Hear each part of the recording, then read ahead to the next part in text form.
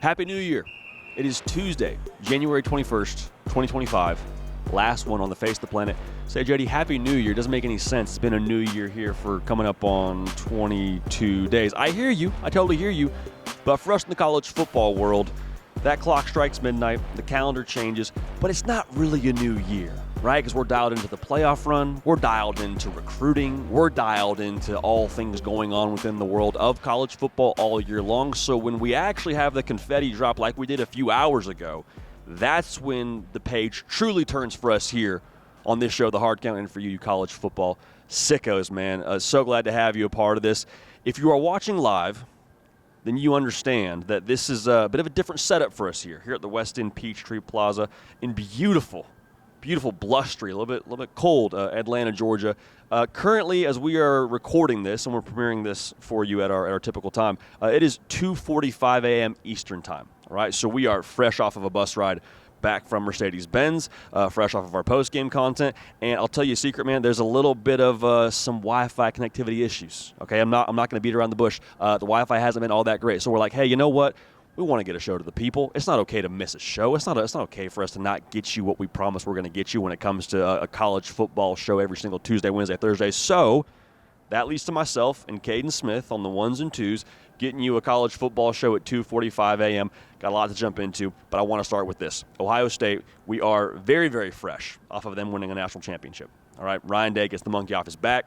This team accomplishes what we all thought they probably should accomplish at the beginning of the year when it comes to the roster. And so the game is one thing. If you want to get a reaction to the game, go check that out. It's already on the channel. Obviously, stay watching the show right now. But how did they actually get it done is, I think, where we should start. I'm not talking about the game. I'm talking about this entire season. And I mentioned Ryan Day a little bit leading into this thing. That's where I really want to hone in. As much as Ryan Day was criticized for all of the shortcomings for Ohio State, right now, as they just hoisted that national championship trophy, he better get his flowers. You better make sure that you understand Ryan Day is a massive part.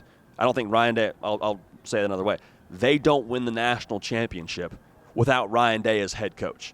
And it was interesting. Every year that they would come up short from winning the national championship, and the Michigan losses even this year, so much is made of that, and deservedly so because of the standard at Ohio State.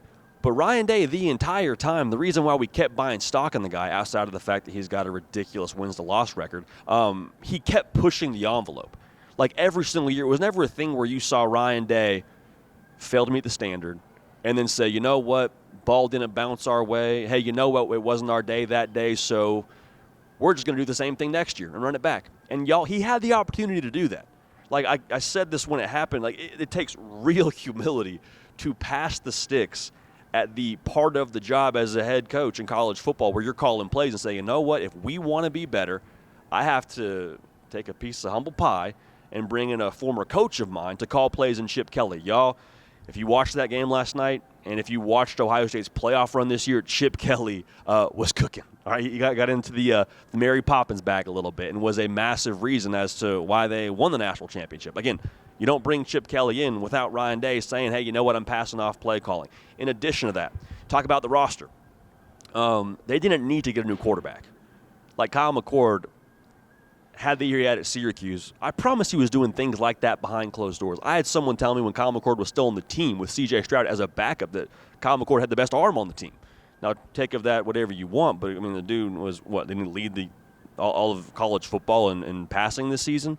Like, it wasn't a thing where Kyle McCord didn't have some juice, and that's not a discussion I really want us to have right now, but to say, you know what, it wasn't good enough, whether it's a thing where we got to have some mobility or we just got to find a way to have different juice at quarterback, we bring in Will Howard.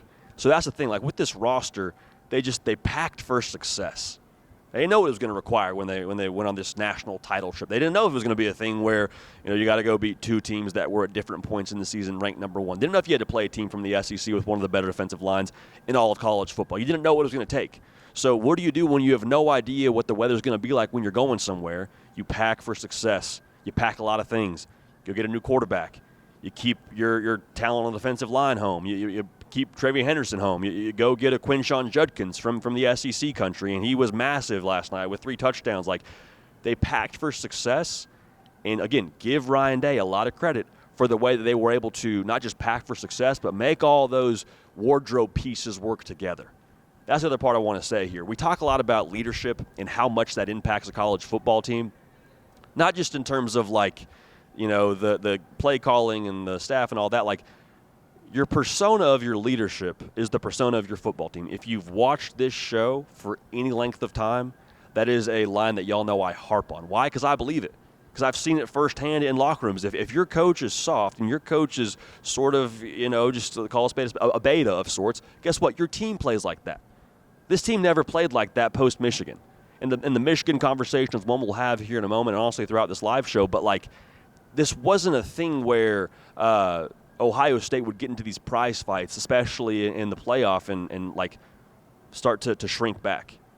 And you'd say, well, JD, yeah, Ryan Day, I'm sure it plays a part in that, but Jack Sawyer gets a lot of credit for that. JT Tuimoloau gets credit for that. The leadership within that locker room should get credit for that, right? Yeah, they absolutely should. Guess who's fostering that leadership? Guess who's feeding the machine? The guy who's overseeing your entire football team.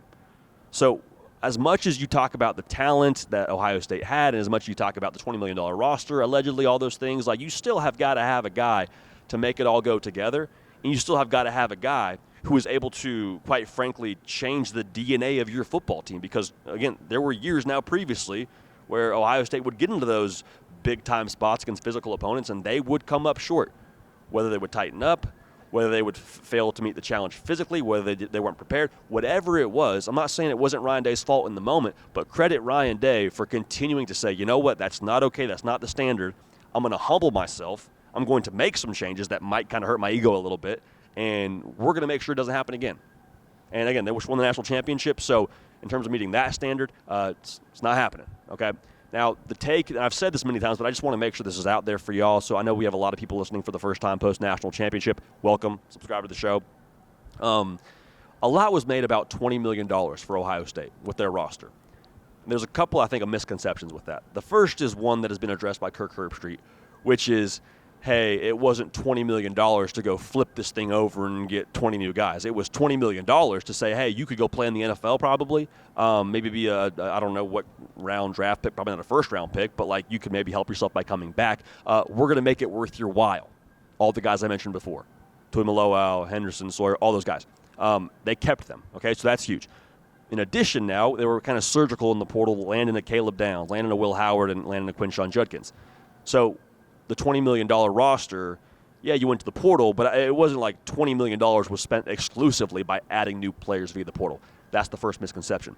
The second misconception, I believe, is I don't think Ohio State, with how just nuts, no pun intended, that fan base is going to sit here and say today, Cato, you know what, $20 million got us a national championship.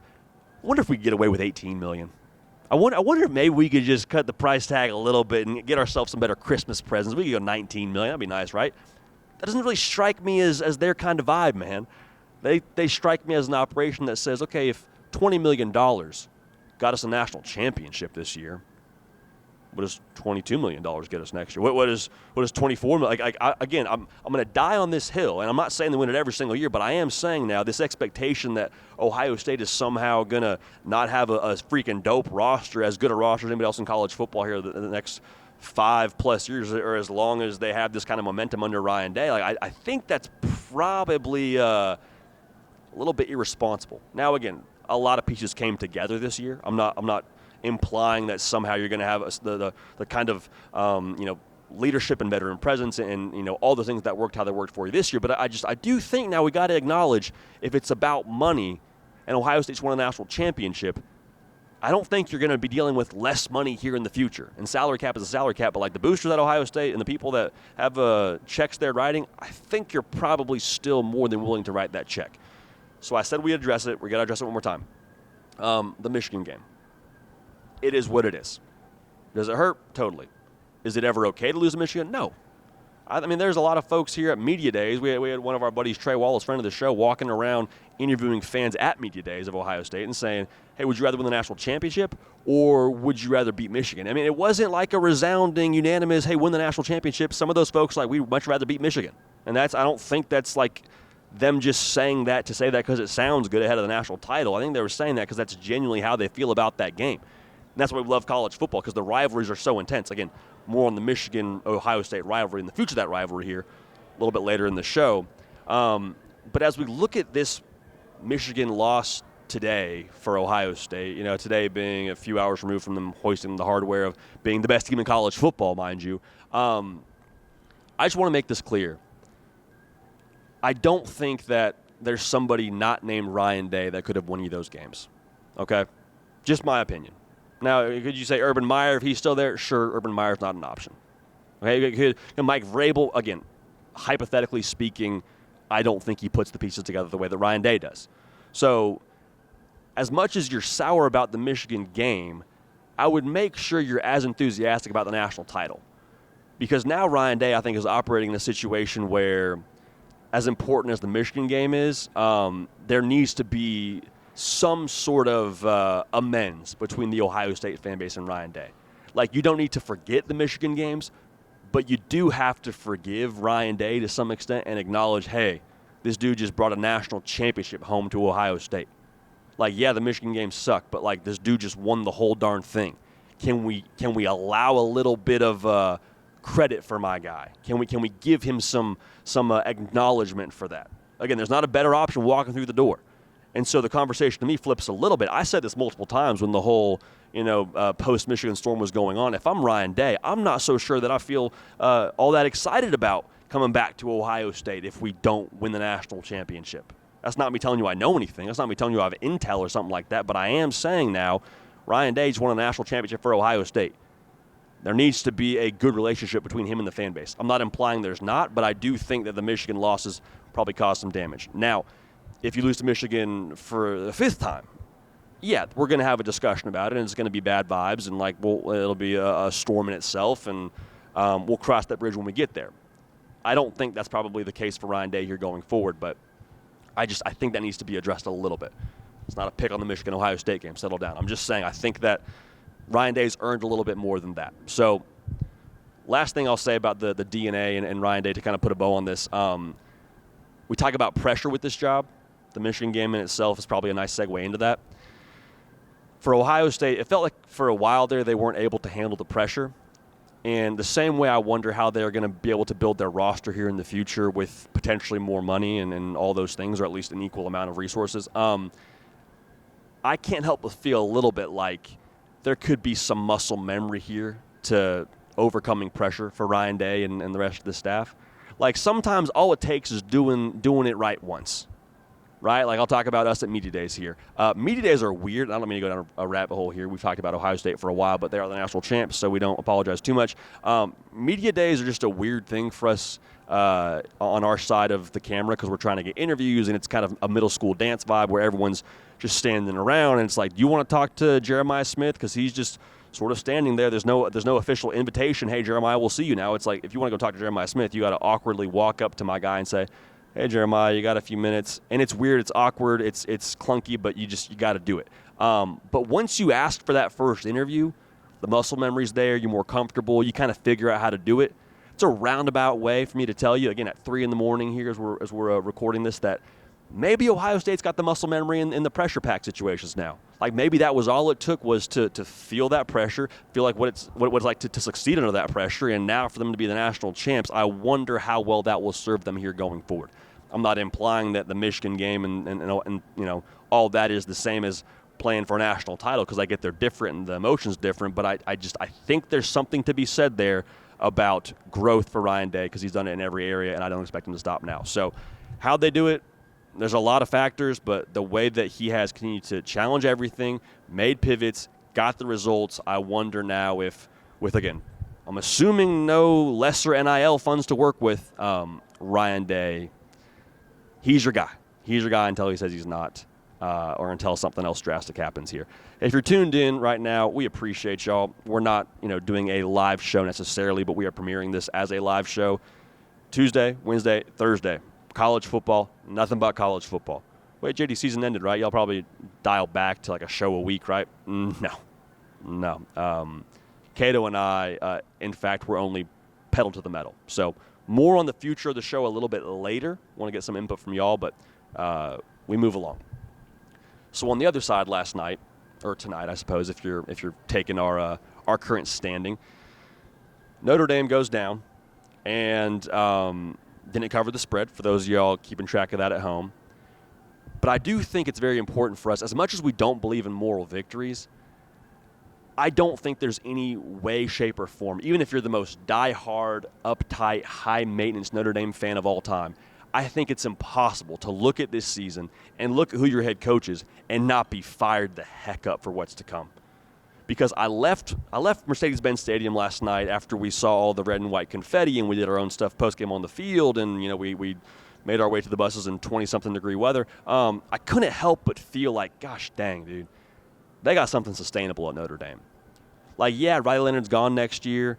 Yeah, the coordinators. I mean, we'll see what happens with Al Golden. I mean, I know that's been a topic of discussion, but I don't know how you look at what this season was for Notre Dame, from what they did in College Station to then dropping the game to NIU to then going on a tear the rest of the way in the college football playoff run that was cinematic and felt like the team of destiny. I don't know how you look at that and say, 1 year. I don't believe that. I don't believe that at all. In fact, we'll talk about this in our way-too-early top 10 that we got on deck for you. Speaking to folks very close to Notre Dame, they believe the roster they have coming back next year is actually as talented, if not more talented, than what they had this year. Take of that as what you want. But Riley Leonard obviously being gone, that'll be a factor. Of course, you lose other pieces, but the future is extremely bright for Notre Dame. Going back to what they could lose. Well, JD, Al Golden, he might leave. Riley Leonard, we talked about that. He's gone. Okay, what has Marcus Freeman done at every single turn when he's had to make an addition or he's had to fill a hole, a vacancy? Done it at the highest level. You lose an OC? Okay, cool. Go get Mike Denbrock, the dude who ran the best offense in college football the year before you brought him there and had a Heisman Trophy winner in Jaden Daniels. Yeah, that'll work. I'd say that's probably a good way to address a need. Hey, we need a new quarterback. Sam Hartman, via the portal, cool. We need someone else, though, this year. We go to the depth chart. Nope, we got to do better than that. I'm not saying the depth chart was bad, but we feel like we got a roster here to really make something work. Go get Riley Leonard, who, again, what he's proven this year, maybe there's a sense of overachieving based on expectations, but I promise you, man, a lot of that, in my opinion, was due to what Notre Dame did to empower him as a player, as a quarterback, as a leader. I think Riley Leonard helped Notre Dame as much as Notre Dame helped Riley Leonard. So, again, Marcus Freeman, knocking it out of the park when you need to fill a vacancy. So, are things going to change? Yeah, that's the price of success. Now, I don't know what those changes are, but they're going to change as you succeed. That's what happens in college football. Marcus Freeman has proven now in a small sample size, in a 3-year stint now, he is more than capable to fill those holes at a very, very high level. All right? Now, here's what I want us to focus on. In the game against Ohio State, talk to every Notre Dame fan, as optimistic as you could be. I don't think any Notre Dame fan thought, hey, we're going to roll in there and just out-match up Ohio State. Yeah, they got some good players. We got better players. Never heard that. Why? Because Ohio State's got the best roster in college football. It was always going to be a somewhat narrow path with a lot of contingencies for Notre Dame to win that game on Monday night. There's nothing wrong with that. Notre Dame deserved to be in this game in every single stretch.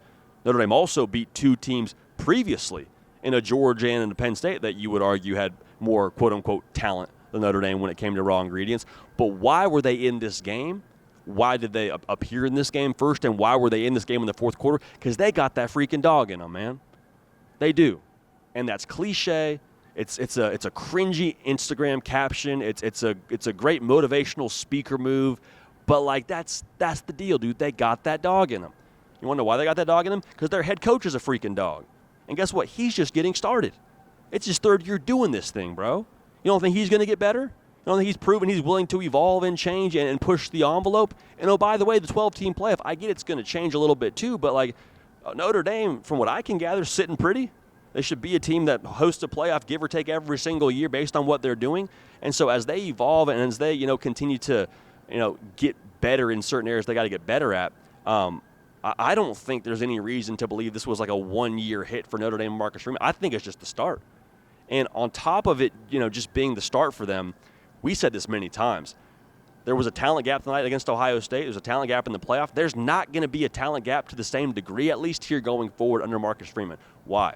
because you have changed what Notre Dame football is to everyone watching, to recruits, people in media, to NFL scouts. Like, you have changed what Notre Dame football is in the modern era because of what Marcus Freeman has done there.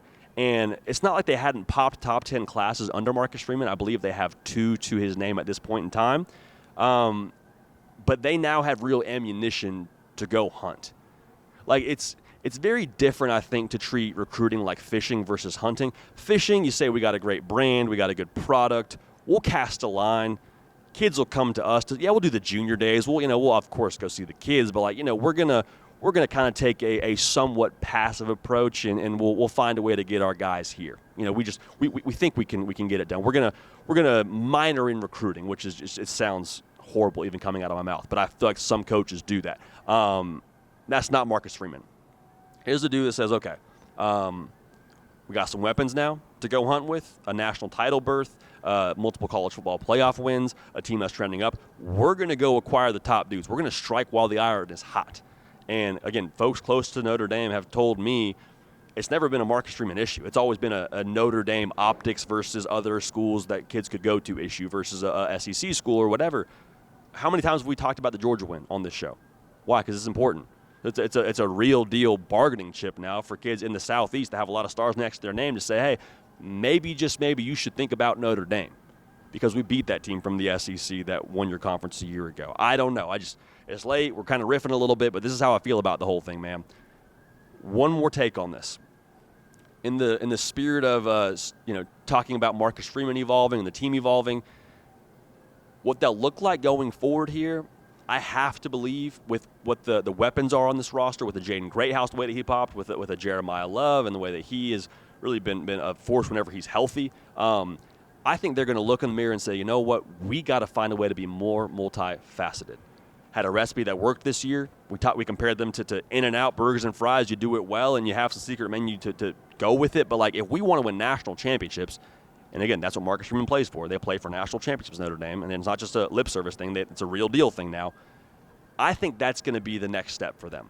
Now, a lot of that probably depends on who's your quarterback next year and things like that, but I wouldn't be surprised in the slightest if we saw Notre Dame over the course of next season and the next couple seasons really have an emphasis on dropping the top and being able to play in those games where, hey, if we do get down 14 points, we never plan to, but football is crazy, ball is shaped weird. If we do get down by 14 points, we're going to have what we need to hit the gas a little bit and be able to climb back into those games in a much more, not comfortable fashion, but a much more natural fashion. So Notre Dame, again, they're just getting started. It's tip of the iceberg. I have all the confidence in the world in Marcus Freeman.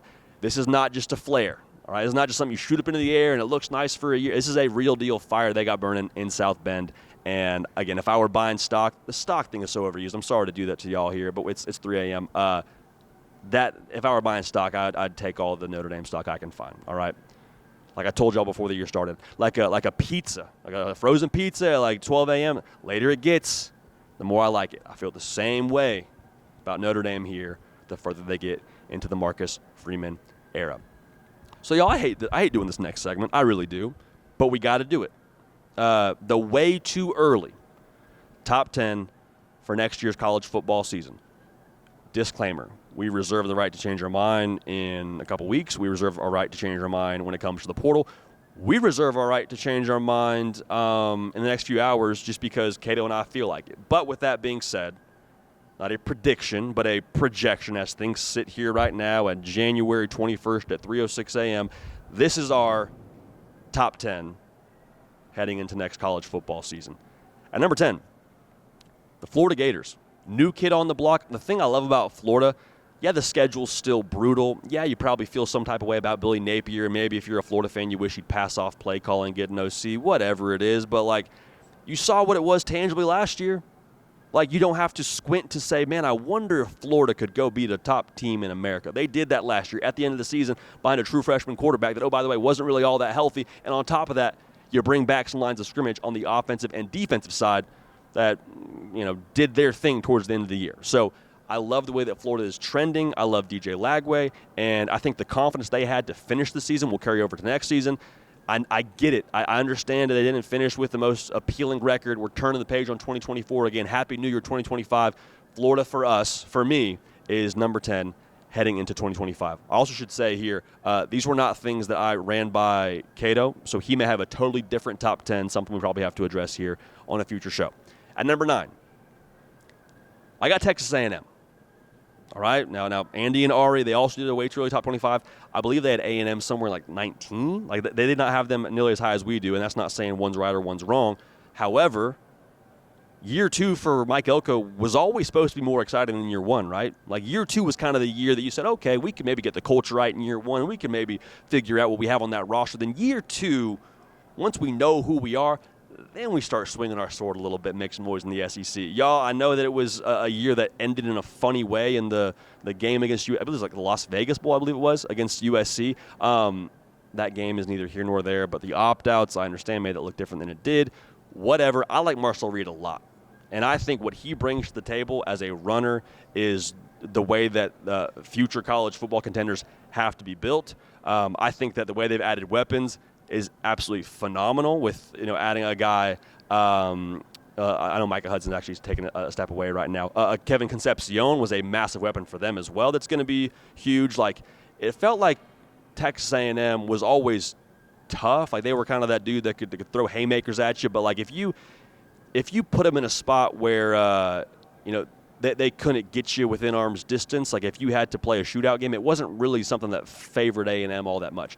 Now, the defense, I get it. You got to replenish. Totally true. But you bring back a Torian York, who's the leader of that defense. And then in addition to that, can I say this as we sit here the day removed from the college football season ending? I just trust Mike Elko, man. And that's his baby on the defensive side. I think he knows defense. I think he will get that defense right. I think they have probably better players on that roster defensively than maybe we even know about right now. I trust the defense enough. And to have number 9 right now on January 21st, I think enough is about all we're settling for at this point in time. So for me, A&M, love the direction, love Elko, love the culture, all those things more solidified in year 2. I'll have A&M at number 9. At number 8, in our way too early top 25 that we hate doing, at number 8, I got Clemson. And Clemson, in a lot of ways, is addressing, oh, no, Cato's throwing just the stank face. Okay, we're going to have to do a top 10 with Cato as well, and this will have to be a true back-and-forth exercise. But I got Clemson on here because Clemson is addressing, to me, a lot of what has held them back in previous years. Okay, now forget the portal, forget the hiring outside the staff, though we like that with Tom Allen and Garrett Riley, obviously hired at previous years, and we're seeing dividends. They have, for the first time in a Clemson, South Carolina minute, legitimate playmakers outside in a TJ Moore and a Bryant Wesco. Both those dudes snapped. All right, I mean, they snapped like Thanos. Thanos is a high praise. They had a phenomenal year last year as true freshmen, and they're only going to get better. Cade Klubnik coming back, I believe he's only going to get better. If he makes the jump that he made from year 1 to year 2, he improved by darn near 1,000 yards, a shade under that, when it comes to what he did production-wise. If he makes a similar jump from year 2 to year 3, I like Clemson a lot. They won the ACC in a year where y'all, quite frankly, they did not have any business winning the ACC. With how they looked against Louisville, with the way that SMU, I shouldn't say the SMU game because they battled in the SMU game and found a way at the end there. They controlled the SMU game. There was many spots where you're like, hey, you know what? I like Clemson. I don't know if they're really the Clemson of old anymore. If they improve on defense with Tom Allen, a defense that wasn't bad last year, that brings back a Peter Woods. Like, there's a lot to like here for me with Clemson, and I would not be so sure if they're not starting to have a little bit of a second wind in the modern era of college football under Dabo Swinney. God, we got Cato kind of nodding the head a little bit. That's good vibes. Okay, so maybe we're winning back over here. If you're listening on podcast, don't worry at all about what I'm saying. This is something we're doing post-national championship, and Cato is obviously behind the camera making things shake on the ones and twos, but nothing visually that we are doing on that side of things. Let's move along here. At number 7, we're going to stay in the state of South Carolina. I'm going with the Gamecocks, and I may be abnormally high on Lenore Sellers. Like I've said before on this show, if we were drafting returning quarterbacks, he'd be my number 1 pick. I'd feel pretty good about it. I think they have a quarterback that can truly make the difference for you any given Saturday. And a season ago, it was his first year starting. Now you say, JD, well, now folks kind of know what to expect from him. Totally true. I think he's so physically gifted, it doesn't really matter. Obviously, you got to replace, the running production they had behind him. But I just think with how special he is, he does some things that you just can't coach, can't account for, and you might try to account for, but he just makes the difference against a Clemson where he breaks 18 tackles, and it's just like, hey, dude, you probably had a good game plan, but they got a freak show quarterback back there making things shake, and it was his first year. He's only going to get better in my mind is how I see that thing trending. Last year was the pop year. It wasn't really supposed to be. And we talk about overachieving expectations for Shane Beamer. It feels like give or take every year except for the year prior to this one. I think if they continue with what they did this season and they can build on that momentum and they can parlay that defensively as well with the Dylan Stewart coming back. Like there's a lot to like for me about South Carolina, starting with the quarterback, going with the edge rusher. I really like the way they're built. Now, are they a perfect roster? No, there's holes you got to piece together. But when it comes to trajectory, I think South Carolina is as hot as anybody heading into next year. And I wouldn't be surprised. I wouldn't be surprised if they won the SEC. So we'll see what happens there. Staying in the SEC, at number 6, I got Georgia. There is definitely, now hear me clearly, there's definitely some benefit of the doubt baked into this take. I think Georgia's raw talent still has to be accounted for. Still a lot of 5 stars over there. Still a lot of top 3 classes over there, even with the portal pieces they've lost. I also think Kirby Smart, having gone without a national championship for the last 2 years, I think he's going to dial it up a little bit. I think the edge this team will have will be noticeable. Now, it's hard to put a team at number 6 based on edge, but you also pair that with what they've done via the portal, grabbing a Zachariah Branch, who's a first-team all-stick of dynamite, with a Noah Thomas, who is a touchdown machine and is a big body that Georgia's been missing on the perimeter. They won the SEC and they led the country in drops as a team that throws the ball a lot. How impressive is that? I mean, a quarterback that threw 12 interceptions, and I love Carson Beck. I'm higher on Carson Beck than most folks. Last year, Georgia wasn't really great at anything, to be real, and they still found a way to win the SEC. That's impressive. Put a finer point on that, that's Kirby Smart. And so I think if they can kind of clean up some of those issues, I trust the potential of the quarterback room. I think they'll have better weapons. Whether it's Stockton or Puglisi, I like the direction of Georgia. I like Kirby Smart. They're too good for me to have them anywhere further down than 6. Now, 6 is low for Georgia, for us, I think, actually. I think Georgia probably could, if you're a Georgia fan, I see why you probably feel like you deserve to be higher based on the Kirby Smart effect. But listen, man, there's some good rosters, some good teams ahead of you. At number 5, I got Penn State. And they lose Tyler Warren, who they were extremely dependent on in the pass game. They lose Abdul Carter, who is going to, I think, tear up the NFL. They could be that veteran team, though, that puts it together and makes a run this season. Because you bring back Drew Aller. You bring back both running backs. That's huge. Drew Aller getting another year 2 in Colt Necky's system, I think that's something that just cannot be overlooked heading into next season. The question for me is, do they go get some weapons? And this is supposed to be a part where we kind of highlight Penn State, so I don't want to get too far away from that. But, that's the only question I have about Penn State, dude. I don't really question if the defense is going to be good enough. That kind of seems to be something they have figured out okay, even with a new DC that they're going to have to roll with out there in Happy Valley. Can they just have some weapons on the perimeter to where they make you a little bit thin defensively? Because I think Drew Aller, for all his faults in the Notre Dame game, I think he's more than capable. And another year under his belt should make him more capable. So that's a lot to say about Penn State that seemed maybe like it wasn't quite as glowing, but I love the veteran presence. I love the quarterback back. I love the running backs back. And I think we should be very careful in assigning narratives here after we wrote off 2 head coaches that just played for a national championship and one that a head coach people were calling for his job after the Michigan game in Ryan Day. I get the James Franklin narrative. I get all that, but I just think put some respect on my guy's name, put some respect on Penn State. To me, they're number 5. At number 4, I got Notre Dame. Said this in our Notre Dame segment. If you've watched the live show, there are folks in South Bend, very close to the program in South Bend, that believe that next year they will be a more talented roster than what they had this year. Now, if you believe that, great. If not, that's okay too. We'll see what happens. I think there's a lot of confidence too internally about who's the quarterback next year.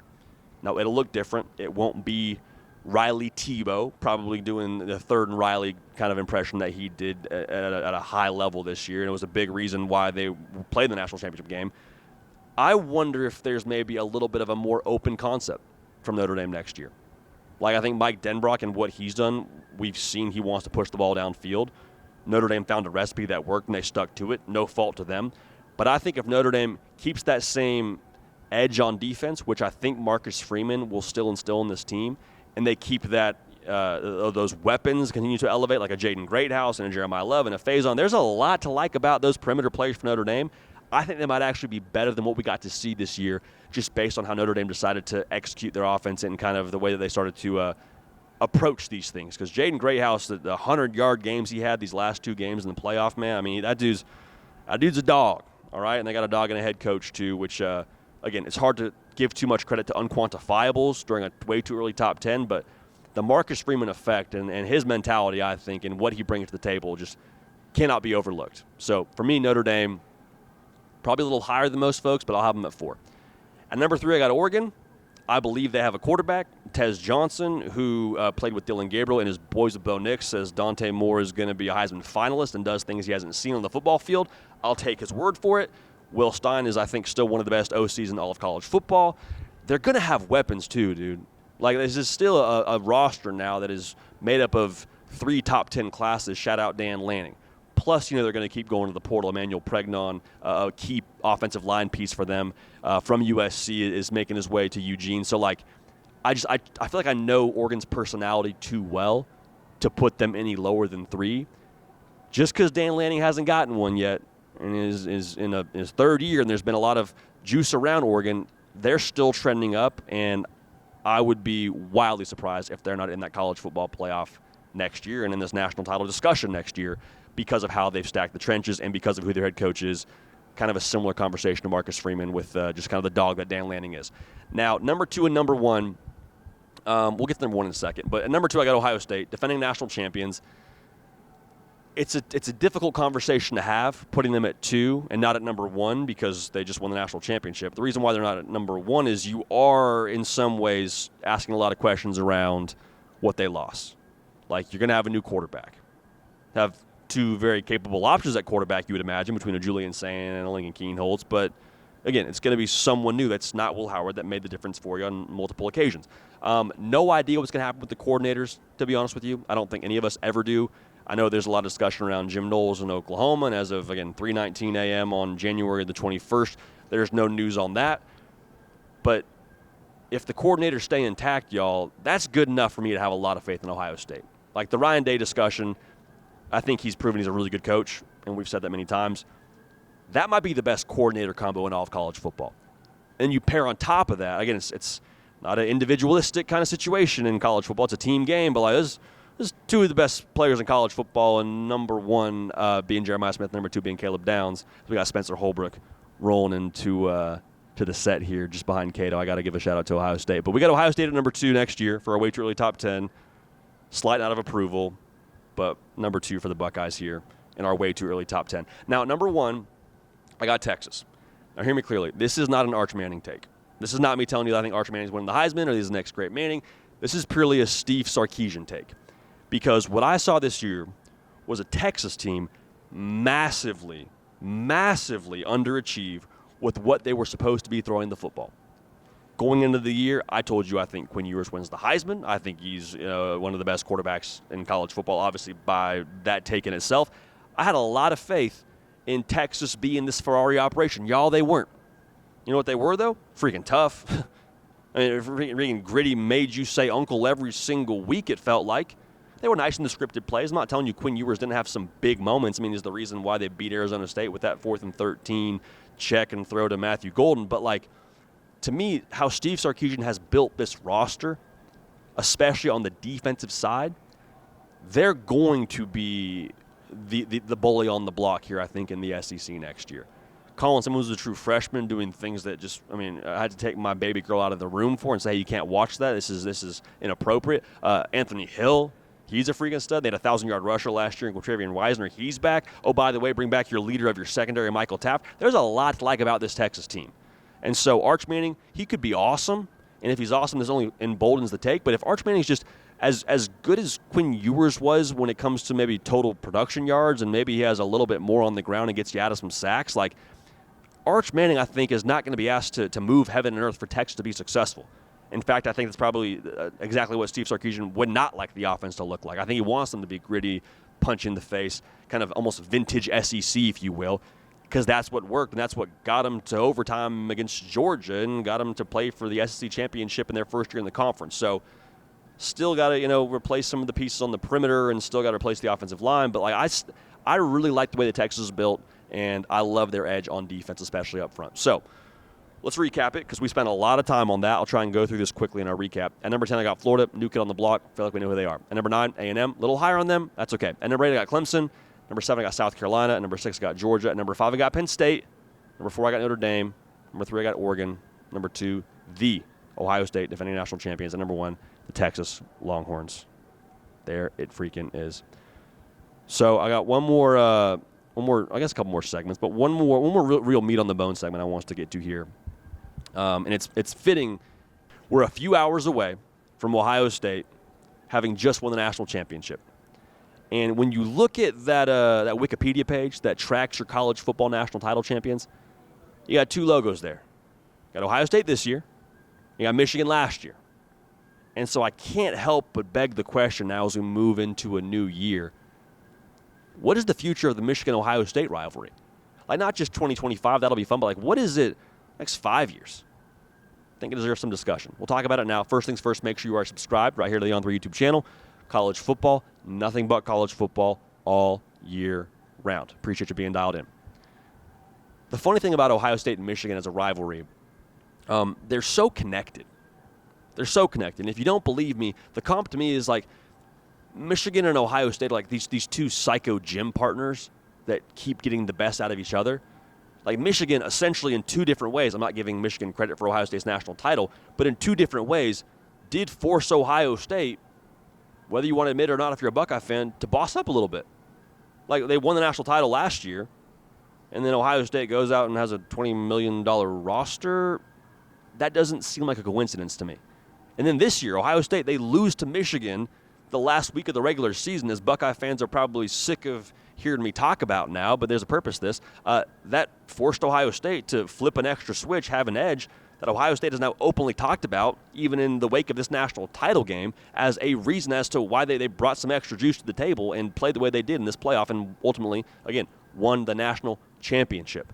So, again, if you're a Michigan fan, I don't know if I'd go so far as to say you get to claim this national championship, but, again, I think you, in a weird way, brought the best out of Ohio State. And in the same way now, if you want to flip it on its head, when Ohio State was reeling off those wins over Michigan in the rivalry for 8 games in a row, like, I think that forced Michigan to kind of look in the mirror and self-evaluate and find a way to boss their game up a little bit. So the future of it is so interesting because you have 2 programs now that I see the trajectory pointing straight up.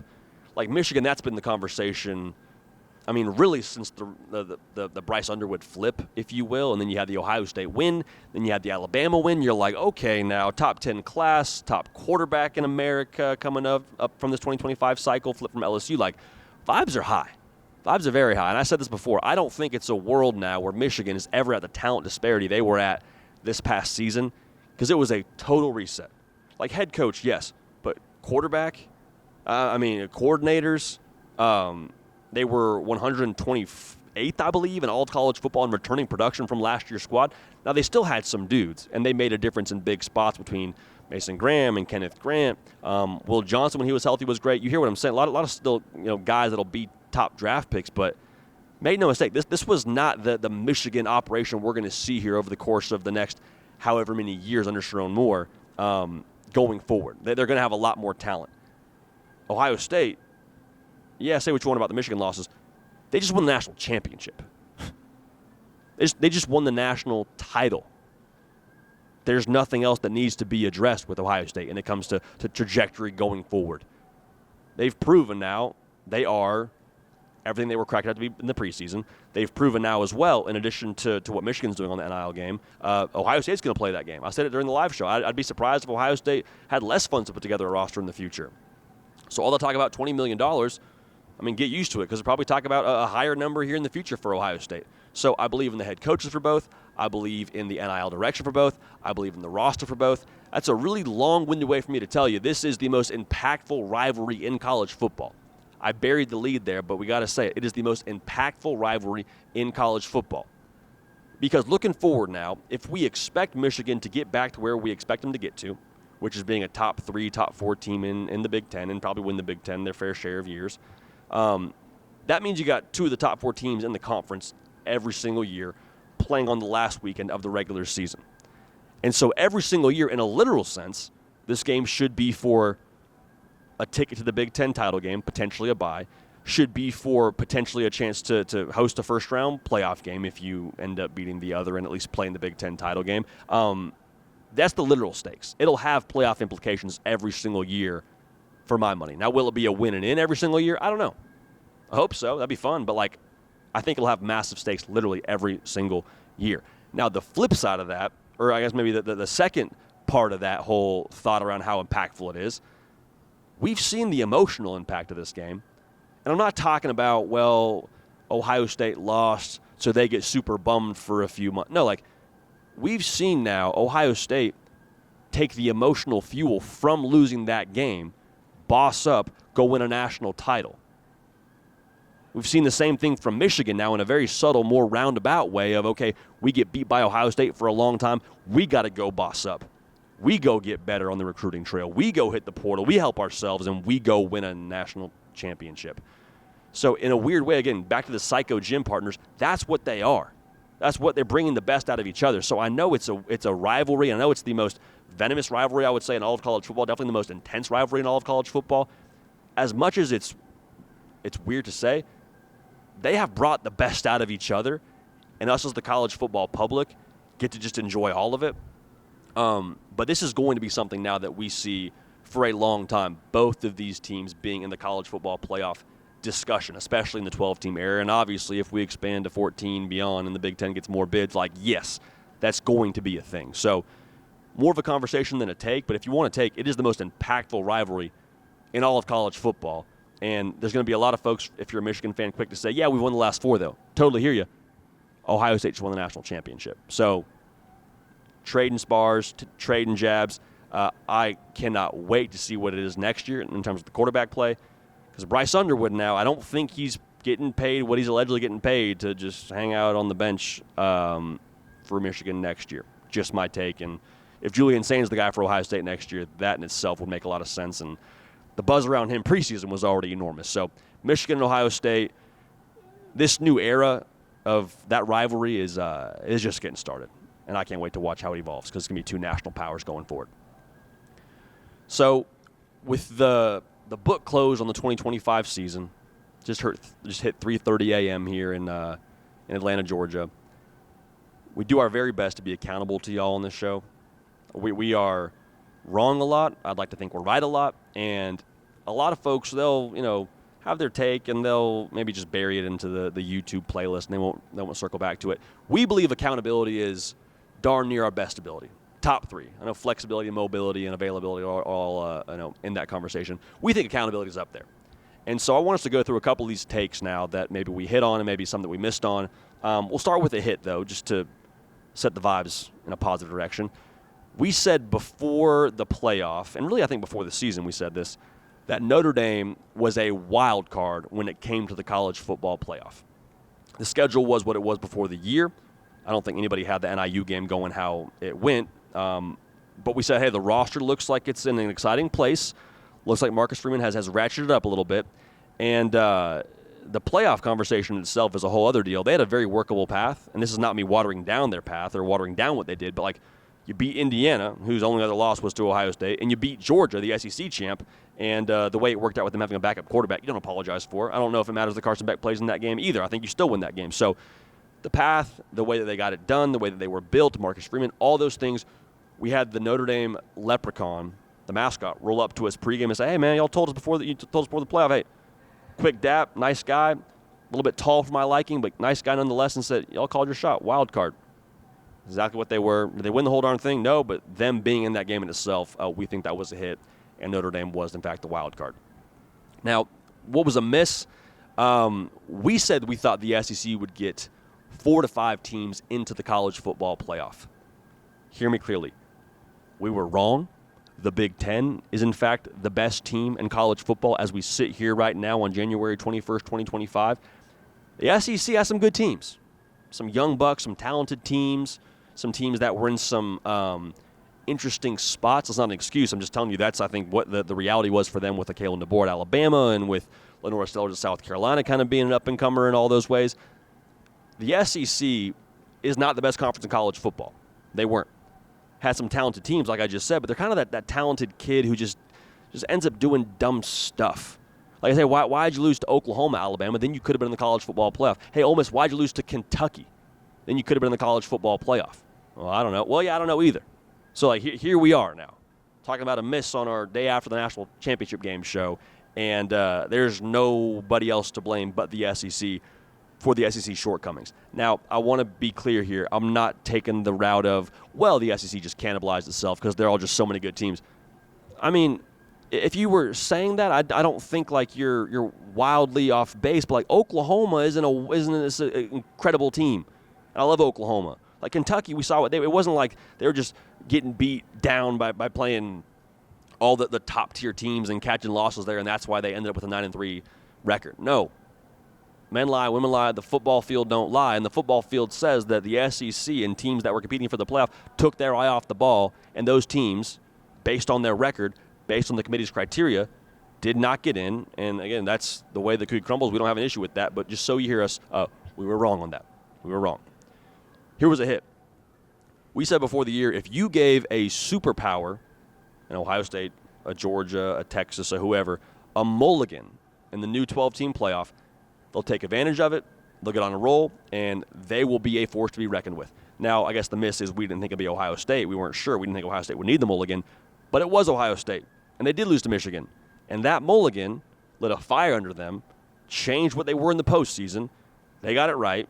In the old model, they wouldn't have even made the playoff, but they got it right, ran the table, had the most legit national title run of all time when it comes to what they did in the playoff, beating two teams that at different points in the year were ranked number one in Texas and Oregon, beating Tennessee, beating Notre Dame tonight. Like there's nothing else left to be said. They were a superpower that got the chance to mature, to evolve, to grow, and to become the final form of that superpower in itself. So for Ohio State, they were the superpower that got the mulligan, and y'all hear me clearly, this will happen again. I don't know if it's Ohio State. I don't know who it is, but this will happen again. As long as there is margin for error in the regular season, give teams a chance to get in playoff mode, get it right, and I'll tell you what, man, those players-only meetings, Cato will tell you, players-only meetings will do something to you, all right? One more miss. We thought the playoff would be extremely chalky. I thought it would be a lot of top seeds beating other seeds that they were ranked ahead of. We had, I believe, it's late, so roll with me here. Yes, a 7-seed Notre Dame. Yes, and a number 8 seed Ohio State. Now, I think a lot of the favorites won, so we could push back on that and say that weren't all the way off base, but nonetheless, that's a miss. We thought it'd be way more chalky. It wasn't chalky, and so for that, it's on us. Egg on our face, crow in our stomach, and that was a miss. It was a tremendous playoff. A lot of good stories within it and a lot of good, I guess, not underdog conversations because Notre Dame wasn't really an underdog, but you heard what I'm saying. Thought it'd be chalky. It wasn't chalky, and that's the way the cookie crumbled. Hey, what a year. What a year from y'all. I mean, Caden Smith and the way that he has just been phenomenal down this entire playoff run and even before then making the show what it is.